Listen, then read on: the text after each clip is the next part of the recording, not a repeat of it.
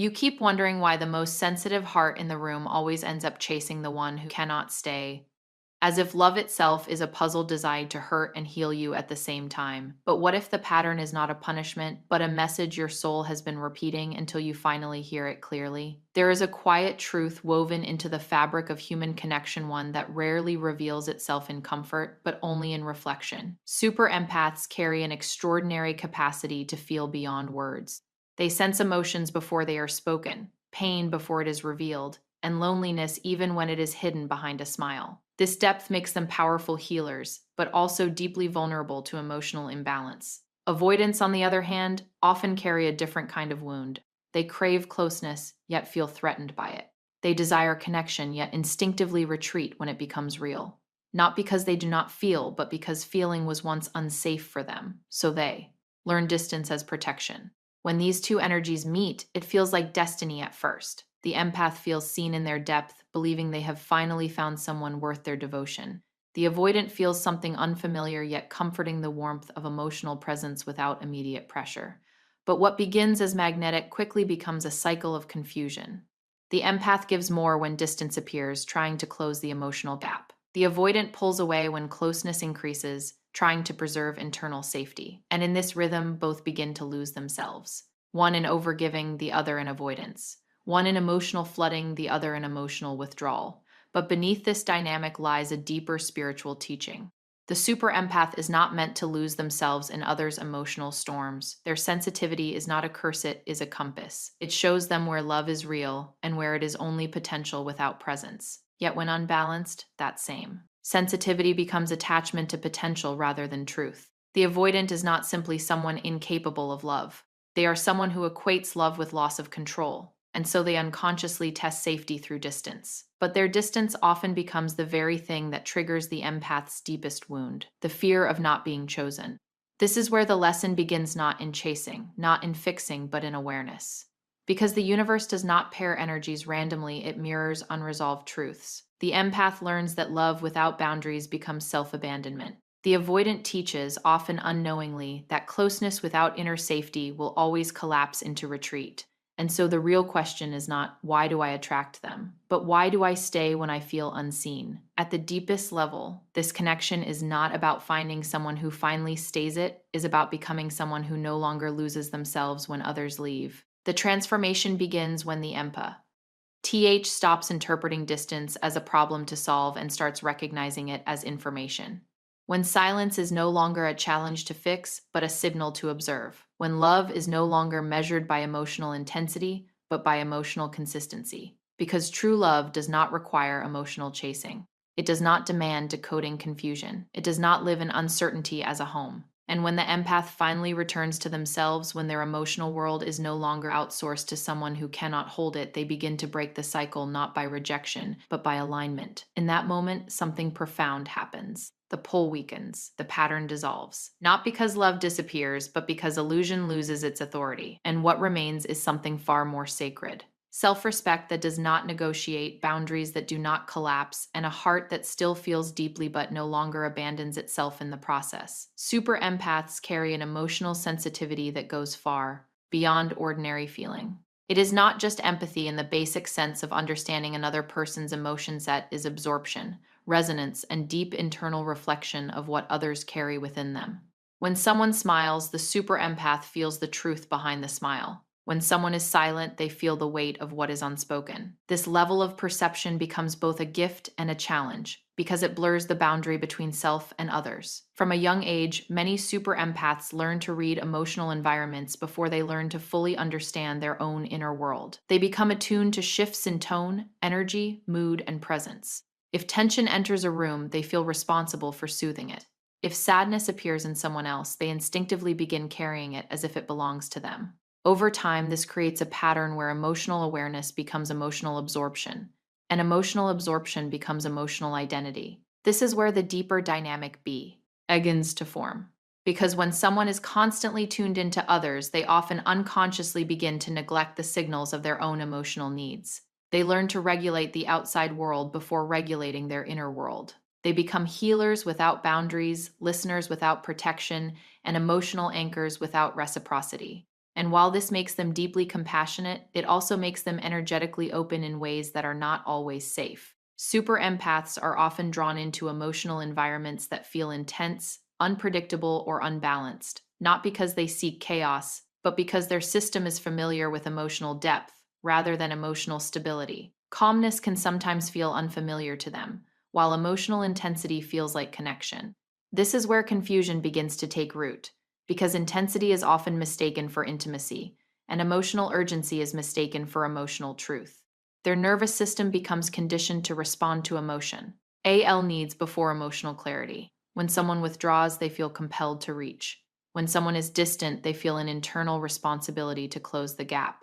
Not out of desperation, but out of an innate sense of emotional duty. It feels natural for them to heal, support, and hold space, even when it is not reciprocated. But this level of emotional openness also means they unconsciously attract people who are not able to hold the same depth. Because energy seeks familiarity, not always compatibility. And the super empath's familiarity is emotional intensity, emotional fluctuation, and emotional labor. So they often find themselves in dynamics where they are giving far more than they receive, feeling far more than they are being met, and understanding far more than they are understood. There is also a deeper spiritual layer to this. The super empath's sensitivity is not accidental, it is reflective. It reveals what is unhealed in others, but also what is unanchored within them. Elves. Because when you can feel everything, you must eventually learn discernment. When you can hold others so deeply, you must learn where to place your own emotional boundaries. And when you can understand pain so clearly, you must learn that understanding does not always mean participation. Without this awareness, the super empath begins to mistake emotional availability for emotional responsibility.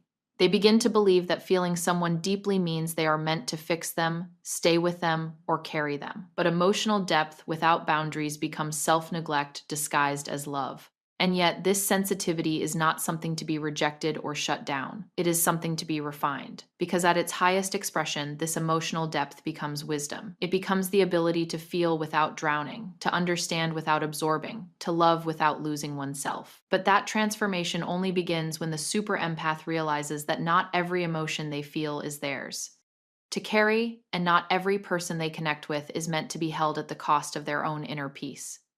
Avoidants are often misunderstood as people who simply do not care or who lack emotional depth, but the truth is far more complex and far more human. Beneath their distance lies a nervous system that learned, often early in life, that closeness can feel unsafe, overwhelming, or even consuming. So instead of leaning into emotional intimacy, they learn to regulate themselves through separation. They build internal walls not because they are empty, but because they are full of fear they never learned how to process safely. What makes avoidance particularly significant in the dynamic with super empaths is that they are not indifferent to emotional connection, they are often deeply drawn to it.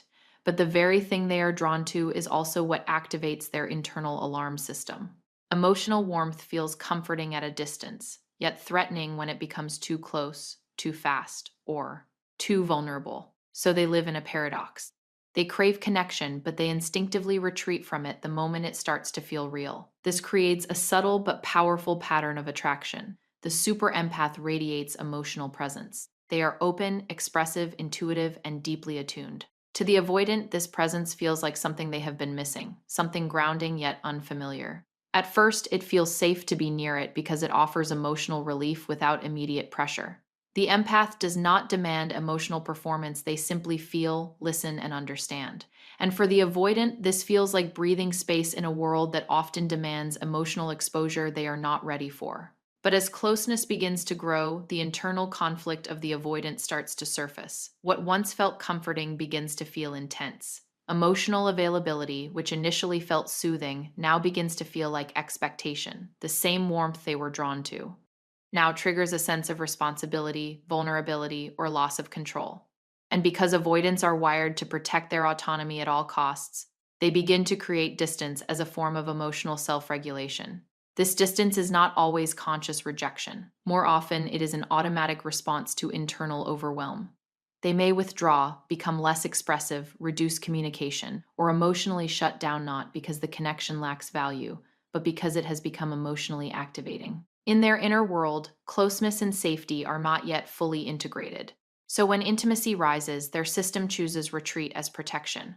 What deepens this dynamic is that avoidants are often not aware of the full emotional impact they have on others. They may feel the pull toward connection strongly, but their coping mechanism interrupts sustained closeness. So they oscillate between engagement and withdrawal, creating a rhythm that feels confusing to those who are emotionally open and consistent. For the super empath, this becomes especially powerful because their natural inclination is to move toward emotional gaps, not away from them. So when the avoidant pulls back, the empath often leans in more, interpreting distance as something that needs to be healed, understood, or restored. But for the avoidant, increased emotional pursuit can intensify their sense of being emotionally overwhelmed, reinforcing their need to step back further. This is how two completely different emotional operating systems begin to collide. One system equates love with closeness, expression, and emotional merging. The other equates safety with space, independence, and emotional containment. Neither is inherently wrong, but without awareness, they become incompatible in practice. At a deeper level, avoidants are not rejecting love itself, they are rejecting the loss of emotional control that they associate with intimacy. They are not running from the person, but from the internal experience. And see that closeness activates within them. And because they often do not have the tools to regulate that internal experience in real time, distance becomes their default form of emotional stability. This is why the attraction between super empaths and avoidants feels so magnetic yet so unstable. It is not just two personalities meeting, it is two nervous systems responding to each other in opposite ways. One expands toward connection, the other contracts away from it. And in that expansion and contraction, a cycle begins that feels deeply meaningful, yet emotionally inconsistent. When a super empath and an avoidant first enter each other's emotional space, something subtle yet powerful begins to form. The super empath, often carrying a lifetime of emotional awareness and intuitive sensitivity, naturally creates an environment that feels safe, accepting, and non threatening. They do not rush people into vulnerability, instead, they offer presence. They listen beyond words. They sense without demanding explanation. This creates what feels like an emotional sanctuary for someone who has long struggled with the pressure of being fully seen. For the avoidant, this experience can feel unexpectedly soothing at first. Many avoidants are used to emotional environments where closeness comes with pressure, expectation, or intensity that feels overwhelming. But the empath's presence is different. It does not immediately demand emotional exposure or force deep vulnerability. Instead, it offers understanding without intrusion. This allows the avoidant to relax their guard slightly. They can be near someone without feeling immediately engulfed. In this space, they experience something rare, emotional safety without emotional demand. This is where the empath becomes, often unconsciously, a kind of emotional refuge. The avoidant begins to associate the empath with calmness, understanding, and relief from internal tension. They may open up in small ways, share fragments of their our world, or allow moments of closeness that feel surprisingly intimate. The empath receives this openness with gratitude and depth, interpreting it as trust, connection, and the beginning of something meaningful. But beneath this dynamic lies a delicate imbalance that is not immediately visible. The empath's role as a safe space can gradually evolve into emotional caretaking. Because they are so attuned to others, they begin to notice shifts in the avoidant's mood, energy, and distance. When the avoidant withdraws, the empath feels it deeply. When the avoidant returns, the empath feels relief. Over time, the empath may begin to adjust themselves emotionally to maintain connection, softening their needs, suppressing their discomfort, or overextending their understanding in order to preserve the bond. Meanwhile, the avoidant begins to associate the empath not just with safety, but with emotional accessibility that is always available. They come to rely on the empath's steady presence without necessarily matching it with equal emotional consistency. Because the empath does not punish distance or withdraw love immediately, the avoidant may unconsciously assume that the connection can withstand their cycles of closeness and retreat. This reinforces the pattern of intermittent engagement without requiring full emotional accountability. The deeper issue arises when emotional safety is mistaken for emotional stability. The empath creates a space where emotions are welcomed, processed, and held. But that does not automatically mean the relationship itself is balanced or reciprocal. The avoidant may feel deeply comforted in moments of connection, yet still struggle to sustain that connection when internal discomfort arises. So the empath becomes the place they return to when they need emotional grounding, but not necessarily the place they consistently stay in. This creates a subtle form of emotional dependency that is not always obvious at first. The avoidant may not realize how much they rely on the empath's emotional availability, and the empath may not realize how much they are compensating for emotional inconsistency. One provides presence, the other provides intermittent connection. One holds emotional space, the other enters and exits that space based on internal states rather than mutual alignment. Over time, the empath may begin to confuse their role as a safe space with being essential for the avoidant's emotional well being.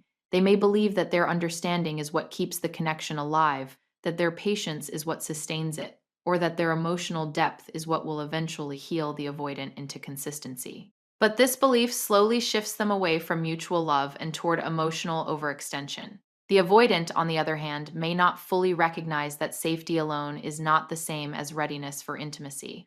Feeling safe in someone's presence does not automatically translate into the ability to maintain emotional looseness. So they remain in a pattern of returning when regulated and retreating when overwhelmed, without fully integrating the emotional responsibility that comes with sustained connection. This is why the dynamic feels so meaningful yet so unstable. The empath becomes the emotional ground where the avoidant feels safe enough to land, but not always safe enough to stay fully present.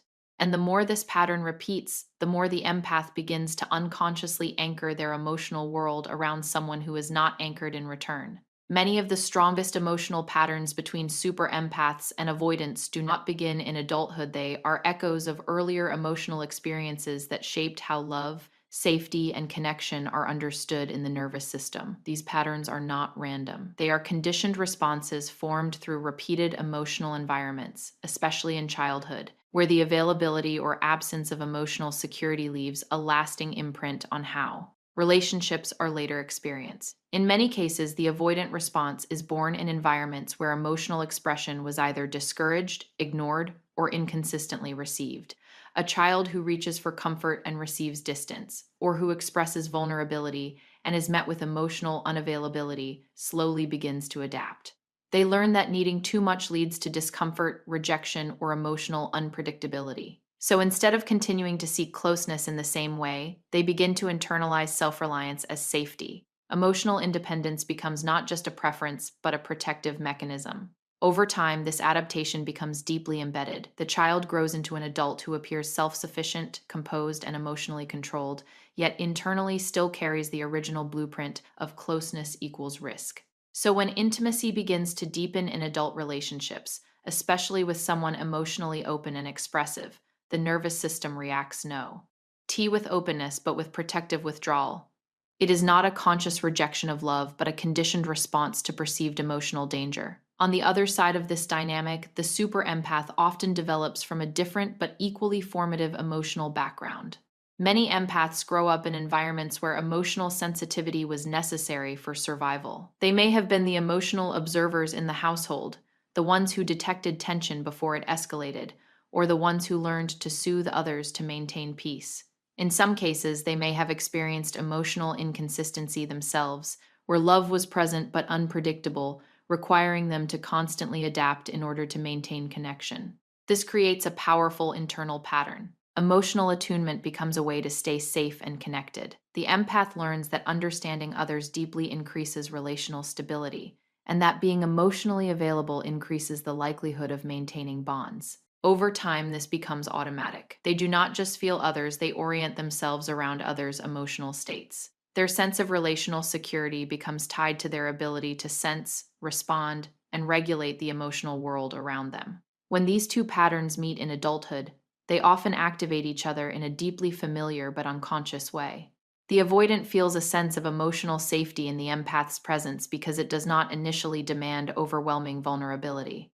It feels spacious, gentle, and non-intrusive compared to past emotional experiences. At the same time, the empath feels a strong pull toward the avoidant because their emotional distance triggers a familiar pattern of leaning in, understanding, and trying to bridge emotional gaps.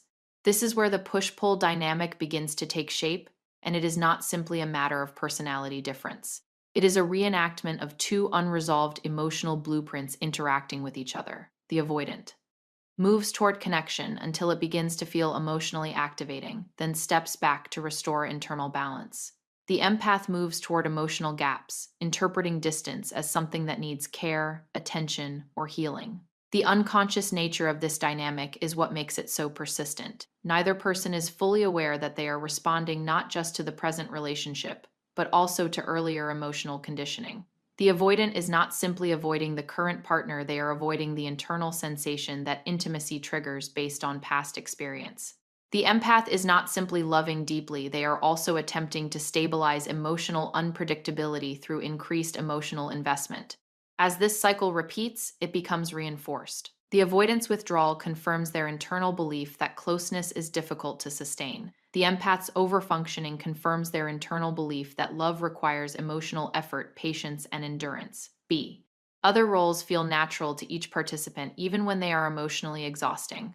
At the deepest level, this pattern is not about incompatibility, it is about repetition.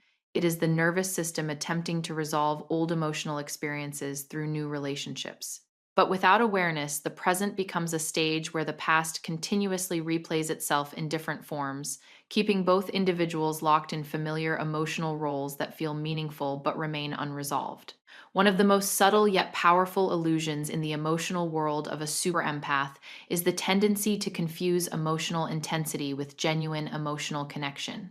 Intensity feels alive, charged, unforgettable. It creates emotional peaks that leave a deep imprint on memory. It makes the body feel something is happening, something meaningful, something real. But intensity in itself is not the same as stability, consistency, or emotional safety. And this distinction is often the turning point between an emotional awakening and emotional entanglement. Super empaths are naturally attuned to depth. They do not engage with relationships in a surface level way. For them, emotional presence matters more than appearances, and inner experience matters more than external performance. Because of this, when they encounter someone who triggers strong emotional reactions, confusion, longing, anticipation, uncertainty, they often interpret that heightened emotional state as a sign of deep connection. The nervous system becomes activated, and that activation is mistaken for alignment. But emotional activation and emotional compatibility are not the same thing. Activation is what the body experiences when something is uncertain, inconsistent, or unpredictable. It creates a cycle of anticipation and withdrawal, hope and doubt, presence and absence. This cycle releases emotional chemicals that intensify attachment. The mind begins to focus more, analyze more, and emotionally invest more, not because the connection is stable, but because it is unresolved. In contrast, genuine emotional connection often feels calmer, more grounded, and less erratic. It is built on consistency, mutual presence, and emotional clarity. But for a super empath whose nervous system is accustomed to reading emotional fluctuation, calmness can sometimes be misinterpreted as lack of depth. Silence may feel like distance. Stability may feel like boredom. Predictability may feel like emotional flatness. This is where confusion begins to take root. When the empath encounters an avoidant partner, the dynamic often becomes emotionally charged. The avoidant's intermittent presence creates a rhythm of closeness and withdrawal that intensifies the empath's emotional engagement. Each return feels meaningful. Each withdrawal feels significant. The emotional system becomes highly responsive, constantly scanning for signals, meaning, and reassurance. Because super empaths feel so deeply, they often equate the depth of our internal experience with the depth of the relationship itself. If they are thinking about someone constantly, feeling strongly, or experiencing emotional highs and lows, they assume the connection must be profound. But what is actually being measured is not the relationship's depth, it is the intensity of their own emotional response to uncertainty. This is one of the most deceptive aspects of emotional bonding. The mind can mistake internal turbulence for external significance. The more uncertain the connection, the more attention it demands. The more attention it demands, the more meaningful it appears. Over time, emotional energy becomes invested not in shared reality, but in emotional anticipation. In these dynamics, the empath often finds themselves analyzing every detail, every message, every silence, every shift in tone. This hyper-awareness is not random, it is the nervous system attempting to create clarity in an environment that lacks consistency. But instead of bringing ACE, it deepens emotional entanglement. The mind begins to construct meaning where there is ambiguity, filling gaps with hope, fear, or interpretation. Meanwhile, genuine emotional connection does not require this level of decoding. It does not constantly trigger anxiety or emotional guessing. It does not depend on cycles of absence and return to feel alive. It is steady, even when it is not exciting. It is present, even when it is not dramatic. But because super empaths are often drawn into emotionally unpredictable dynamics, their reference point for love becomes distorted over time. They begin to associate longing with love, emotional confusion with depth, and emotional intensity with spiritual significance. The nervous system becomes conditioned to respond more strongly to instability than to calm presence. So when they encounter emotional steadiness, it may not register as strong enough, even though it is often what actual connection feels like when it is healthy. The real challenge. Enja is that intensity creates emotional memory. The highs and lows become unforgettable. The emotional swings create a narrative in the mind that feels meaningful, almost destined. But meaning is not always the same as mutual alignment. An emotional memory is not always a reflection of emotional health. At its core, this lesson is about recalibration. It is about learning to recognize that just because something feels powerful does not mean it is aligned. Just because something feels consuming does not mean it is connecting. And just because the heart is activated does not mean it is safe, reciprocal, or sustainable.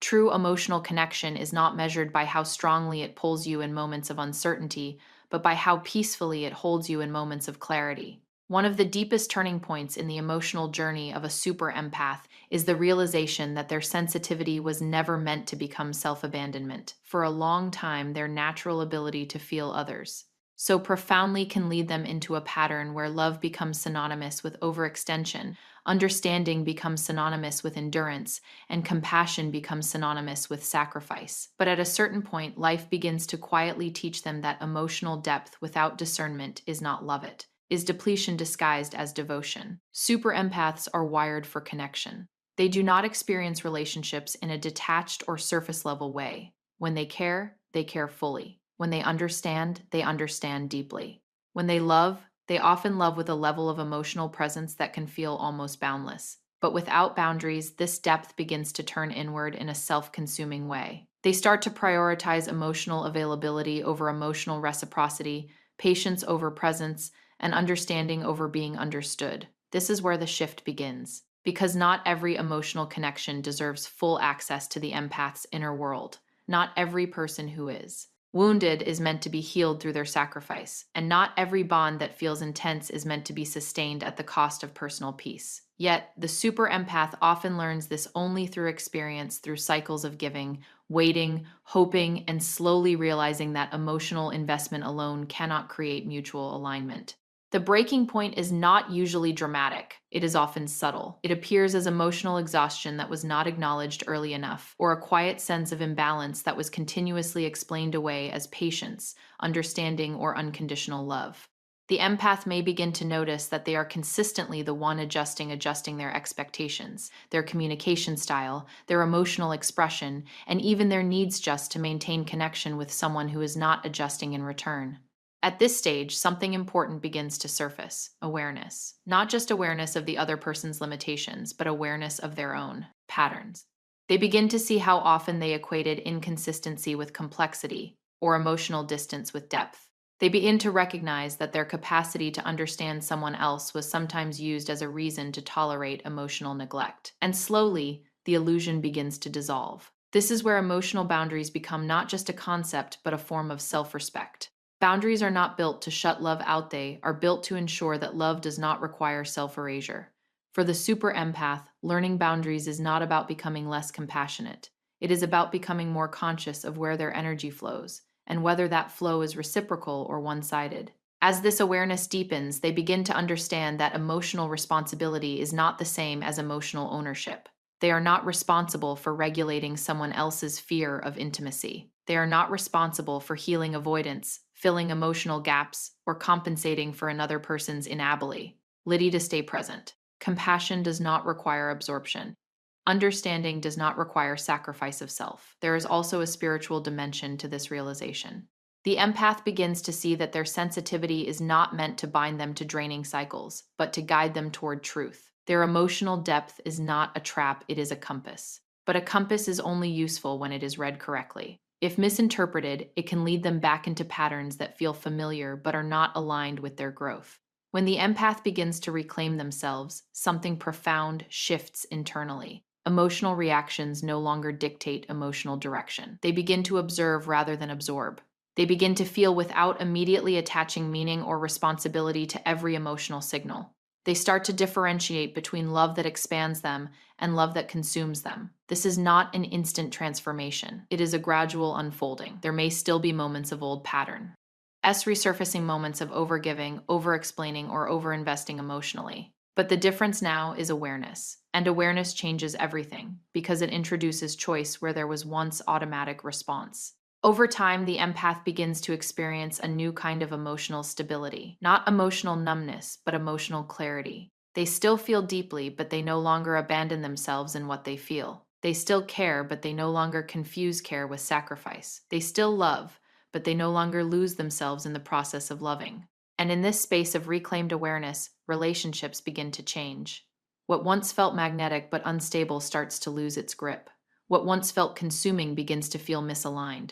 And what remains is a quieter, more grounded understanding of love, one that does not require self-abandonment to exist, and one that finally honors the empath not just as a giver, but as a whole being worthy of receiving too, in the end.